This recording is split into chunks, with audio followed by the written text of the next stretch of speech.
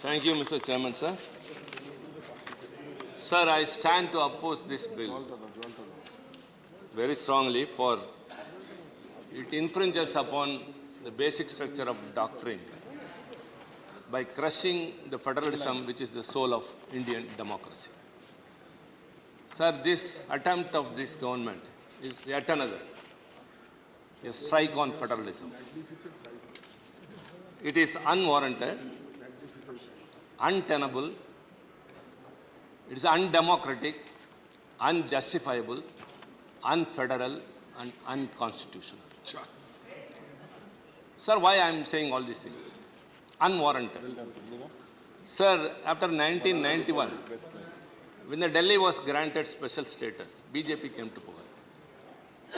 Mr. Madanlal Khurana and later Sahib Singh Verma, who were the chief ministers, they insisted for full statehood for Delhi. And later, sir, in 2003, August of 2003, the NDA-1 government introduced a bill insisting for full statehood for Delhi. So when they are ruling, they want full statehood for Delhi. Then what necessity for this ordinance or this bill, sir? At 2015, Aam Aadmi won the election with a significant margin.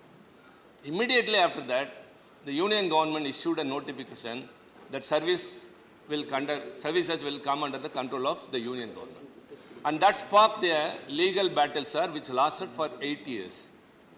And recently, the Supreme Court in 2018 and 2023 Constitutional Bench has given a unanimous judgment in favor of the Delhi government that they have got every power. Now this bill is attempting to overturn the Supreme Court judgment and override the powers of the state government. Sir, we should just look at it in this manner, sir. So whenever they are in double standard, when they are in power, they want something. It is intolerance, to say very shortly, if an opposition party is ruling, they will be disturbed by the governors. If it is a union territory, the lieutenant governor will take all the powers and will not allow the state government to function. So in this situation, where is democracy? Sir, our constitution, as you know very well, sir, has given a structure of federalism, which gives the very importance to the regional aspirations can be represented and realized by state governments and which cannot be done by a centralized union government. Sir, it has also established a mechanism of triple chain accountability. The people hold the legislators accountable, the legislature holds the government accountable, and the government holds the officers accountable. But now, the officers are not under the control of the government of union territory. So what's the use of being there? So this triple chain accountability is broken by way of this attempt. This not only I say here, sir, the Supreme Court has also emphasized very strongly. It should not be severed on any account. Sir, now coming detail into the bill. Why we are opposing? What are the contentious issues? What are the reservations we have? All others have spoken, sir, but we have to enlighten it. Number one, this bill attempts to establish a National Capital Civil Services Authority. As everyone said, it will consist of 3 members under the chairmanship of the Chief Minister and 2 officers, Home Secretary and Chief Secretary. Who are they? Appointed by the Union government. Obviously, one can understand what will be the outcome. The quorum is 2 and the majority will be the decision. Sir, I have moved an amendment which even it may be passed. I think with hope. If at all it is passed, even it won't be of use, sir. Because even if the authority with a majority gives a suggestion to the lieutenant governor, he can reject it. So ultimately it goes there. The authority becomes redundant and the chief ministership becomes lesser than a rubber stamp. We are very sorry to say these words, sir. A chief minister elected by the government has to fulfill the obligations by the mandate is been given to him. But whereas he is not able to have control. Sir, Delhi has been the nucleus of power from Mughals to British. Can anyone say any ruler has ruled without control on their officers, whether he or she? But now this bill paves the way. Sir, where we are heading towards? the government which is accountable to the people, to the legislature, and the government which can hold the officers accountable, now they don't have any control over the officers. Number two, sir, the Council of Ministers, the Cabinet. Earlier, sir, the notes which are prepared by the ministers. And it will be taken over there. And after the decision, it will be forwarded to the Lieutenant Governor. It is vetted by the Law Department. Now that the Secretary will overlook the minister, and overall, the Cabinet, which is the Council of Ministers, if they take a decision, the Chief Secretary will come and say, it doesn't come under law or under the rules of procedure, and he will take it to the Lieutenant Governor, who can alter it or reject it. So first, the Chief Ministership became redundant. Now the Council of Ministers become redundant. Number three, sir, any minister, if he takes any decision, the Secretary is the supreme. If the Secretary doesn't agree with the decision of the minister concerned, without the consent of the minister, he can take it directly to the Chief Secretary or to the Lieutenant Governor. So the ministership also becomes redundant. Number four, sir, Delhi is also like other states run by some 50 around statutory authorities, corporations and commissions. This include industry, tourism, everything. It comes under even transport, water, sewerage, women rights, child rights and all. All these positions, the chairpersons and the members were earlier nominated by the government, by the Lieutenant Governor on the advice of the government. But now, sir, hereafter, these positions will be appointed only by the Lieutenant Governor. The government has to sit with folded hands. Yes. Sir, one by one, just though the authority is established, the authority has no say, and even in the authority, the Chief Minister has no say. Number two, the Council of Ministers, the Cabinet becomes redundant, the Minister becomes redundant. Number four, sir, all the commissions, all the corporations, all the statutory authorities will be appointed by the Lieutenant Governor, and then proroguing and summoning also comes to the power of the Lieutenant Governor. Earlier, sir, the Council of Ministers will decide a date and they will represent to the Lieutenant Governor and he will summon. Now that Lieutenant Governor can do. So the government cannot, if at all an urgent issue has to be resolved, if the Assembly has to be convened, the Chief Minister or the Council of Ministers has no power. Sir, kindly tell us. We are not just accusing the government or pointing fingers, what you are doing is wrong, but kindly explain to us why all these things happen. A government which has been elected by the people, they have to cater to the needs of the people. They only know the local people's aspirations. That's why we are pleading for state autonomy. When the voice for decentralization is going up and up, this government is traveling on the opposite direction. Powers are centralized in the union government again and again. What will happen? It will get broken.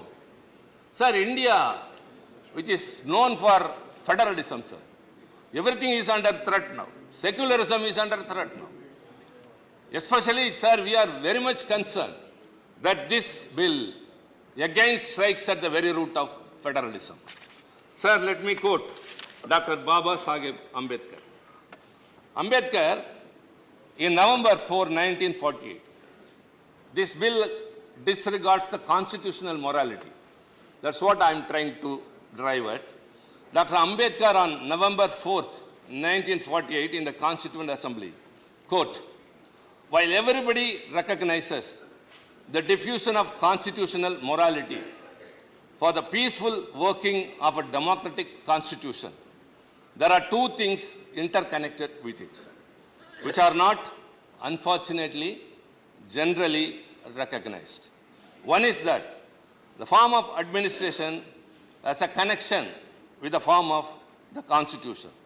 The other is that it is perfectly possible to pervert the Constitution.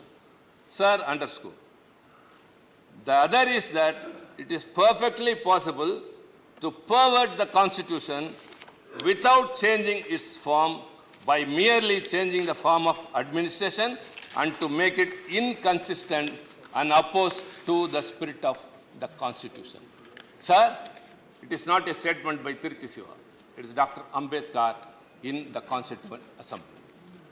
And emphasizing that, the Supreme Court, in its judgment in 2018, refers to the Constitution in these words, quote, "Constitutional morality is that fulcrum which acts as an essential check upon the high functionaries and citizens alike, as experience has shown that unbridled power without any checks and balances would result in a despotic and tyrannical situation which is antithetical to the very idea of democracy." Sir, what is going on now? Unbridled powers without any checks. Everything is taken over. Sir, we are told now and then, again and again, many a time, that many of the acts that has been enacted during this regime, sir, are transgressing into the powers of the state governments. It is taking away the powers of the state governments. All are heaped with the union government. So this is what the Supreme Court has also said, unbridled power with no checks and balances. Same thing, Dr. Ambedkar has also told, constitutional morality. This disregards constitutional morality. Sir, I earnestly appeal to my fellow colleagues of some political parties who may support the government's decision. My earnest appeal, as Mr. Singhvi told, sir, we are living in an area where there are 100 huts, all thatched roofs. If the last house is burning, the person sleeping in the first house will not sleep. He will go, run, and put out the fire with the fire brigade. Yes, it is not only to help him, sir, but to safeguard his own self. If it is not put out, that fire will slowly come and at last it will affect them. So it has to be thought over. Sir, all these years, we have preserved our independence. We have preserved our democracy. Sir, often you used to say, sir, very proudly, India, the largest democracy in the world. Yes, sir. The largest democracy now is in peril. Why so many charges against the state governments? No state government is able to function on its own. It's not able to enact a law. If something is passed in an assembly, it is not endorsed by the governor. So they are not able to serve the people's needs. Only they know what the people need. That's why the state governments have been formed. But now that either the union government encourages or through the governor, it is trying to obstruct. Sir, all these things have to be kept in mind. Again, I say, all the reservations and contentions we have raised are not with a partisan mood, sir, but it has to be justified. Why all these things have been done? Why all the powers have been taken from a state government? Why the chief ministership has been reduced to the level of, to say the word rubber stamp, and more or less, everything is redundant, sir. What is the big idea of getting along? Sir, let me conclude, sir. I've already told them once, now that, not in any other manner.